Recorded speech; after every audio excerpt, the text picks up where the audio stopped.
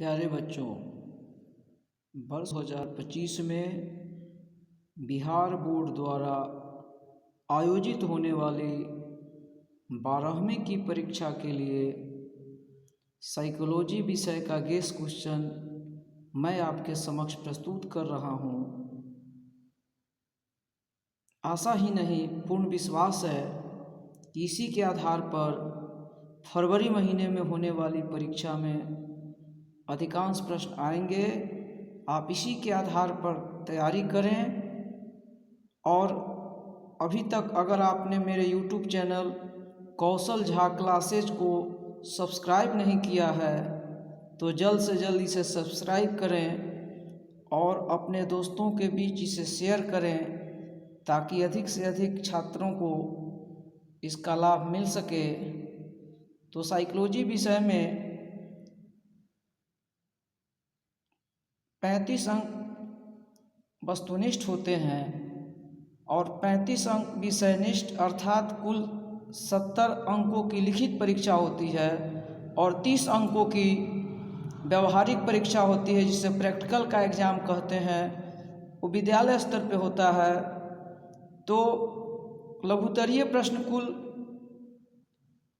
20 दिए होते हैं, उसमें से 10 के आंसर आपको करने होंगे और हर प्रश्न पर 2-2 अंक होगा।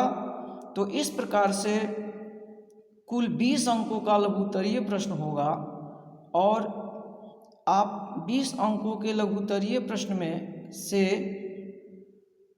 अगर अच्छी तरह से तैयारी करते हैं तो 20 में 20 भी प्राप्त कर सकते हैं।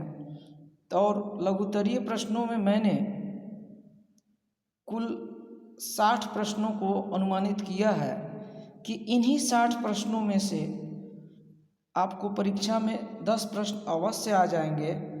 तो आप विलम्ब न करें, आपके पास समय कम है, फरवरी महीने में समय बहुत कम रह गया है। तो मेरे प्यारे बच्चों, आप इन प्रश्नों के उत्तर को तैयार करें और तैयारी करें। ज़रूर आपका रिजल्ट साइकोलॉजी विषय में बेहतर होगा। तो लघुत्तरीय प्रश्नों की श्रृंखला की तरफ हम बढ़ते हैं। तो देखते हैं कि लघुत्तरीय में कुल 60 प्रश्न हैं और इन 60 प्रश्नों में से ही आप अच्छी तरह से एक एक प्रश्न के उत्तर को तैयार कर लीजिए। तो निश्चित रूप से आप साइकोलॉजी विषय में अच्छा कर सकते हैं।